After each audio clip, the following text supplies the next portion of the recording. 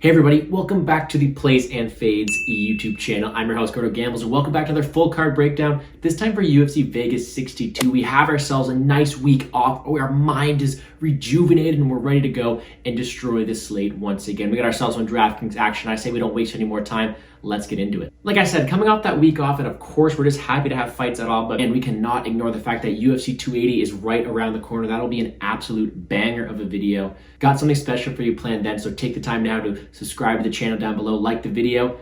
Let's do this. Starting things off, as always, with our fight to target, we have ourselves a Jordan Wright fight this week. I really think that's where we're going to go for our first fight to target of the slate. You have Dusko Todorovic sitting on a price tag of 8.7K, Jordan Wright on the rebuttal of 7.5K.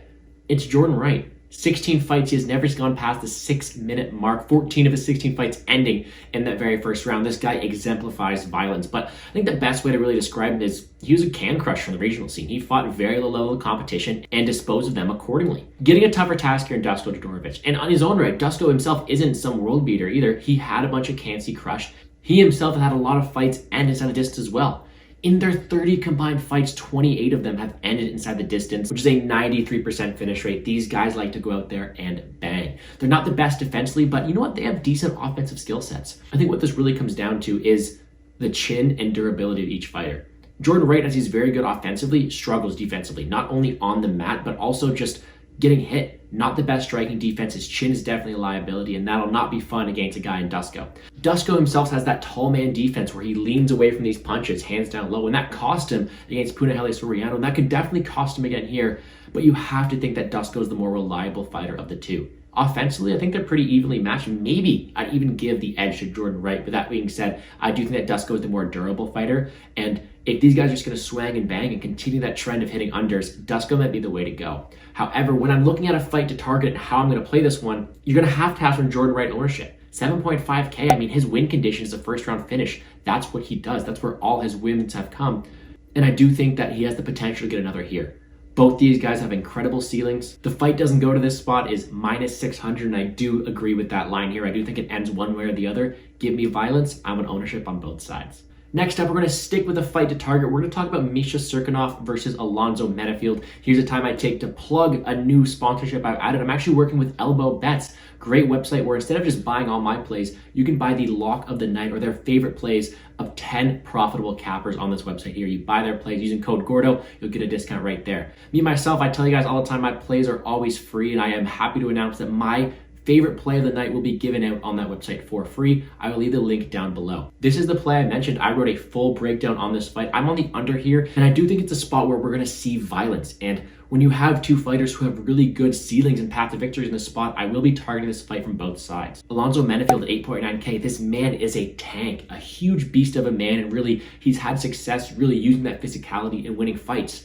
The problem I have with him is he's fought very low level echelon of competition.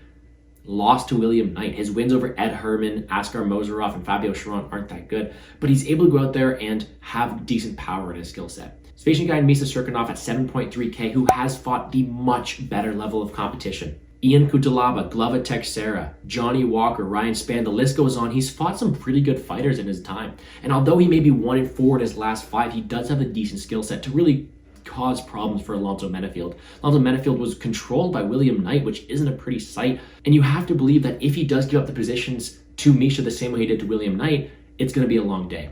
Misha Cirkunov has that Peruvian necktie win. He has an insane arsenal on the ground. And I do think that he's going to cause problems for Alonzo Menifield if he gets there. The problem for Misha is he struggles with these big athletic dudes, which is exactly what Alonzo Menifield is. So I think it's really Misha on the ground, Alonzo on the feet with that power combination. Either way, I see this one ending inside the distance. 17 of their 21 bouts have ended inside the distance. I think this is another one added to the tally. Give me violence in this one. This is my second favorite fight to target. Next up, let's talk about our main event. Alexa Grasso, 9K, facing Viviane Araujo at a price tag of 7.2K. This is going to be a fun scrap.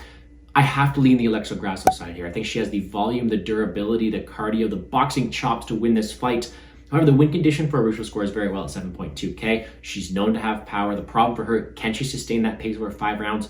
Probably not. Kind of a moment versus minute winner. Give me the minute winner, Alexa Grasso. Short breakdown to say I do like Alexa Grasso in cash. However, there are a lot of fighters with much higher ceilings around her. Well, if that's a cash play, let's talk about a GPP play here. I'm liking Tatsutsu Taira at 9.1K. GPP for me, not only due to his finish equity, but also due to his ownership. CJ Vergara, I think, is going to get a lot of love as an underdog, and whereas I do get it, I get why people are playing him as a dog, I do think that Taira wins this fight with a decent score on DraftKings as well. His win condition is going to be taking him to the ground and submitting him, something that has happened to CJ Vergara before, and Taira is definitely no joke on the ground. He's shown some insane skills, especially in his debut, and I do think he's able to get him out of there. So if we look at this from a broader spectrum, you have a guy in Taira who's going to have lower ownership than people around him, whose path to victory is also a finish. I do think he has decent GPP upside here, not only to be contrarian with ownership, but with that higher ceiling, with that finish upside. I do think he wins this fight. The prediction will be him by submission. I like him to get a bit different up top. But if we're talking about high ownership, 9.5K, Pete Rodriguez, he is going to accrue a lot of it. He's minus 750 in this spot here. He's facing Mike Jackson, the meme, the guy that absolutely destroyed the slate when he fought Dean Barry.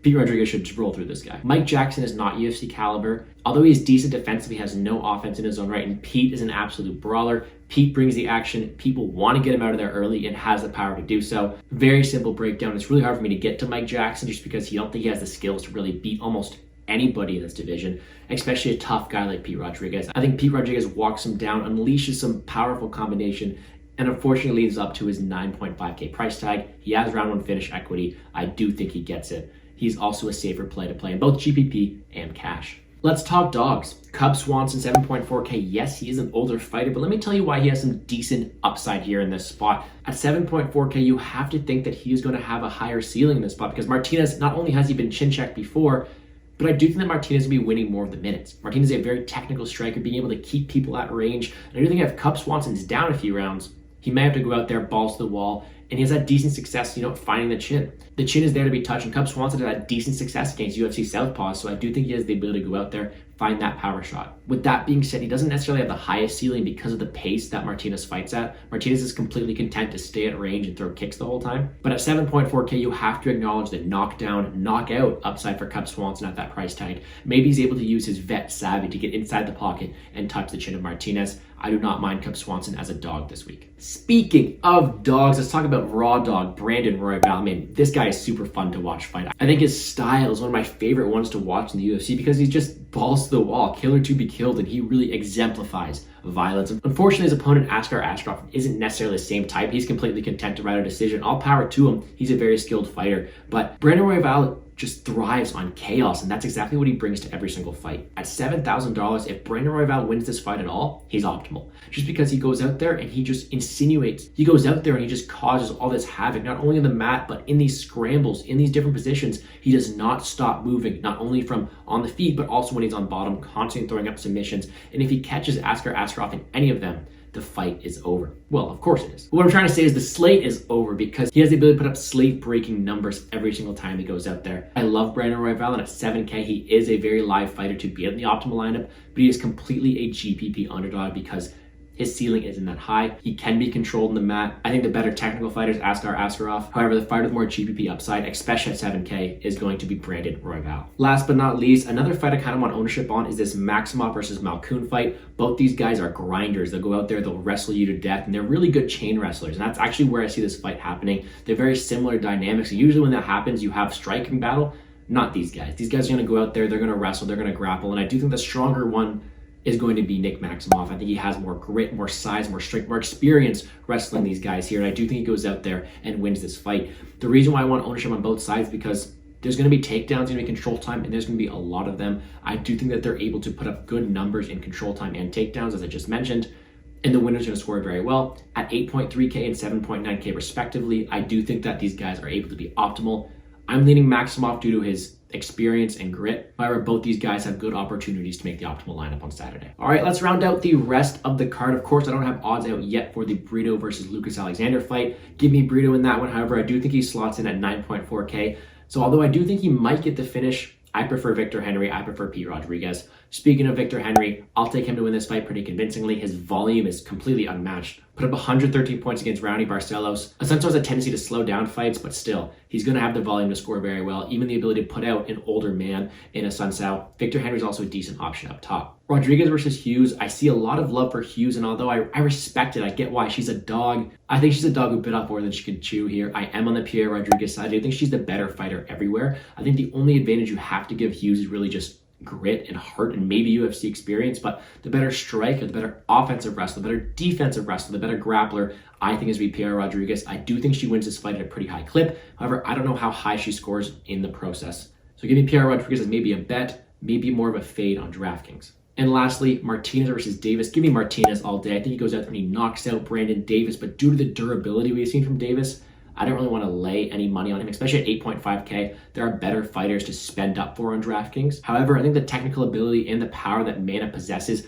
does win in this fight here. I think he gets it done pretty convincingly. I think he's a decent contrarian play here. But that's going to do it for me here on the Plays and Fades YouTube channel. Hopefully you guys have garnered some knowledge, some insight into this upcoming card here. I'm really enjoying it, and I'm really enjoying it, especially coming off this week off. So before I let you guys go, first off, please like the video, subscribe to the channel down below. This is also the time where I plug a few things. As I mentioned, ElbowBets. Go sign up there. Check out my bets for free and the paid ones as well. They give out great plays from some great cappers. I highly suggest going to check that out over there using code Gordo, of course. Speaking of code Gordo, Thrive and BetUS, 2 apps where you can go out there and use my code to get better deals, better deposit matches. If you have any questions about that, message me on Twitter at GamblesGordo. And of course, you can not only message me for that, you can message me for anything you want. DMs are always open to talk fights. I'm looking forward to the card. Hopefully you guys are too. But with that, guys, good luck to all your tournaments this weekend. Enjoy the card, and let's make some money, guys.